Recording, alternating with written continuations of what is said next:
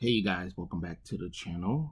It's Trey, and today I want to talk about the whole gaming journalist thing going on right now with Cyberpunk 2077 coming out today on December the 10th, which is my birthday today. So happy birthday to me, yay.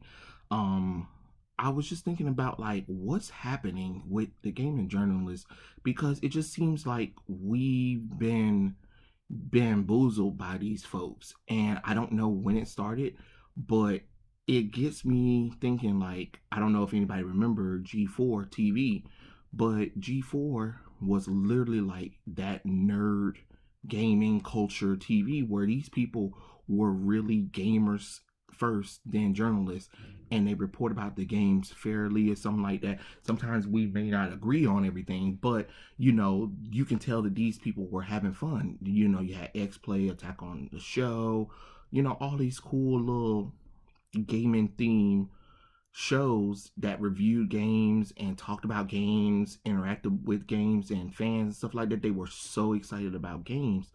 And now you see these journalists that's on like IGN and Kotaku and all of these little crazy websites that just seems like they hate gamers and they hate games. And I know IGN really wasn't like that, but for me it feels like a lot of sites and a lot of shows that had things involved with gaming ended once G4 kind of ended, if you really think about it, because it's like a little shift. Yeah, you had IGN, but IGN was the same as like the folks from G4 Network.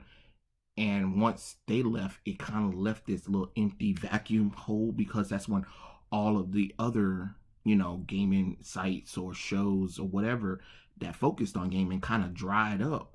And now we got IGN as the main one, and these other ones start popping up on YouTube. And at first, they were still cool or whatever, but then slowly over time, people start seeing that, hey, now these companies have like some kind of control over these gaming journalists or whatever, that they're allowed to send all this terrible stuff. I mean, you have Cyberpunk 2077 getting attacked by journalists right now, talking about people who love the game or praising it is the real threat to the world or whatever, and it's transphobic and all kinds of crap going on. And it's just like, wait, hold on. What, you're complaining that gamers love the game, then you're upset that you didn't get a free copy, but you talk trash about the game and the gamers and the company itself. You know, how do you think that you're supposed to get something free from somebody after you trashed them repeatedly? You had two articles about the PlayStation 5 and the Xbox Series X and complaining about it got too much holes in it, it's white privilege, and all that crap nonsense. What does that have to do about the console? You know, how do you lace a review about consoles and then give me bull crap after that? Like, you put all that political nonsense in it. Then you have games like Last of Us Part 2 that don't even deserve half of anything it's gotten. I don't understand how this game failed. It really did fail. Its first week, yeah, but once that first week leveled out, you can tell it failed. Stores don't even want to take that game back. And you can go to any store that sells Last of Us 2 and you can see that they have a back stock of it. It's not hard to see the back stock because when you walk in the video game, it's right there. Now you're trying to put it on sale, but yet it's the game of the year. I don't understand that. What happened to game journalism where, it was about the video games, not about political agendas, trying to stick it to the fans or whatever? Because the fans are the consumers that you want to play the video game or whatever, but you have to give an honest review about these games. You can't put your own personal beliefs in it, especially when it comes to politics or whatever. With The Last of Us 2, it was too much of Neil's political agenda into that game. And then you get mad that people aren't supposed to accept it. Well, that's really what happens.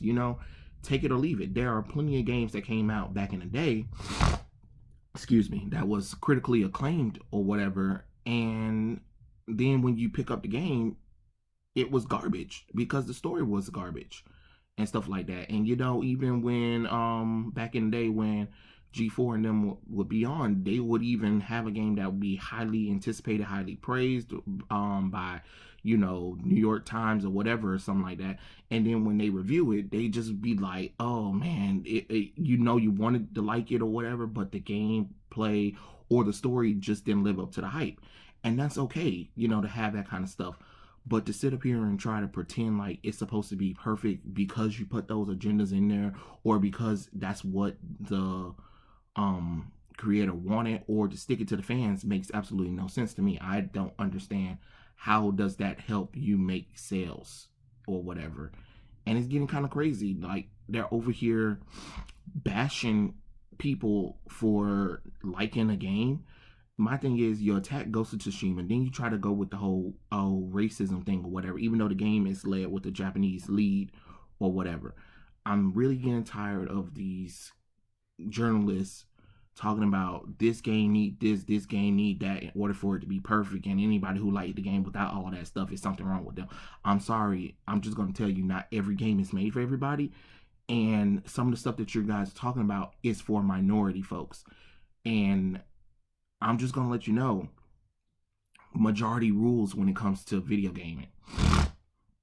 Now, you can take that with however you want to or whatever, but you can't keep putting in your personal beliefs into a video game, because they're going to ignore you. And then when they do give it to you, it's never enough. You have some games that literally pandered to whatever these game journalists or weirdos stands, and then yet it wasn't good enough. It's never good enough. So I don't understand. Damn if you do, damn if you don't at this point. But as a person that I understand where business is coming from, you go with majority over minority. I'm sorry to say that, because the same people that are complaining about what it doesn't have or whatever are the main ones not even playing the video game, or wasn't even going to buy it to begin with. And even if they are buying it, they're buying it out of obligation to make a crappy review or something like that. Hopefully that they'll be able to change people's minds or whatever and jump like that. But it doesn't work like that, because people are starting to wake up to these game journalists and realize that, hey, these folks don't know nothing that they're talking about, so why should we listen to them? And that's the thing right there. If you ask me, I think we need to do some kind of reboot, relaunch, or something like that with game journalism, because these game journalisms are getting out of hand.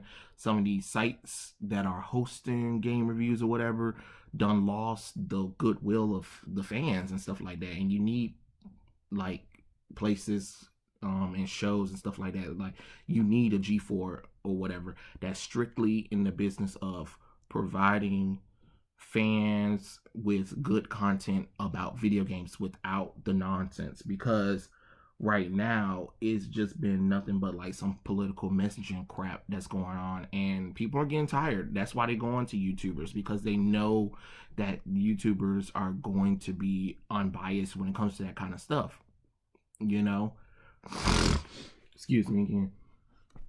And I know you guys don't want that to happen, but you guys got to change. You can't keep attacking the fandom like that at all. You just got to, like, all of this nonsense that's going on. And I think with Cyberpunk 2077 coming out right now today, that people are really starting to, like, really getting tired. That's why a lot of these sites are getting shut down.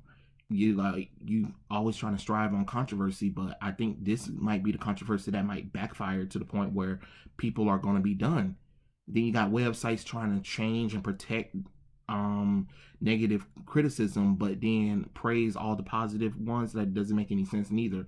I just don't get what's going on right now. I don't know. I just really hope that the games journalism can like go back to what it really is to be, because all of this complaining about dumb stuff and not being appreciated at the fact that you get paid a good living wage to report on video games, and creating controversy about it, or creating non-controversies about things that really aren't important, really shouldn't be your main focal. Your main focal should be talking about how amazing the game is, or if the game is horrible, let people know. But you got to be truthful. Like, people should have been truthful about The Last of Us Part 2. Sorry again. My nose done got stopped up while I'm recording this thing. So, but yeah, you got to be truthful about this kind of stuff. You can't sit up here and be like, "Oh, it's a 10-10 across the board," and then when the fans are saying no, it's not, and then you're trying to block them, that makes absolutely no sense. Or the reverse, like, "Oh, gamers is human." The gamers are like, "It's a 10 out of 10. It's amazing. The game is cool. The story is compelling. It's amazing gameplay." Then here come game journalists. It sets a precedence of what was the one I heard that it sets a prevalence of giving the toxic trolls what they want or whatever and something like that. What? You're mad at Sucker Punch for giving their fans a game that they actually want to play? I'm confused. Isn't that the whole point of making games? You don't make games to turn your fandom off. You make games to create your fandom, to inspire your fandoms, to get them to want to play their games even more, to buy your merchandise and products even more. I don't understand where we're doing this reverse thing. It's just confusing to me, because I just feel like once we had all of these amazing gaming content where people really cared about these games, really talked about it with a passion, and to get paid for it and to enjoy all of the things about it, going to E3, going to PAX or whatever, getting coverage from it or whatever, doing interviews, doing first playthroughs or whatever. That was pretty cool back in the day, but now that that's gone and you have all these journalism, lying about things or whatever, or turning the fans against each other or whatever, I don't know what's supposed to change, because it's got to be something. Something's got to give with this. But I just hope, maybe this will be like the little breaking point that a lot of these companies and people in general will probably be like, wait, hold on, why are we listening to gaming journalism anymore? Because clearly they don't care about these games and stuff like that, so why should we? But yeah, that was my little thought about the whole video game and journalism thing. um you know Tell me what you guys think in the comment section below. Do you feel like it might be getting better? Do you think it's going to get worse before it gets better? Or do you think we should just ignore video game journalism altogether and just make our own opinion? Or look at YouTubers who actually care about the content? But yeah, tell me what you guys think, and I catch you guys later. Peace.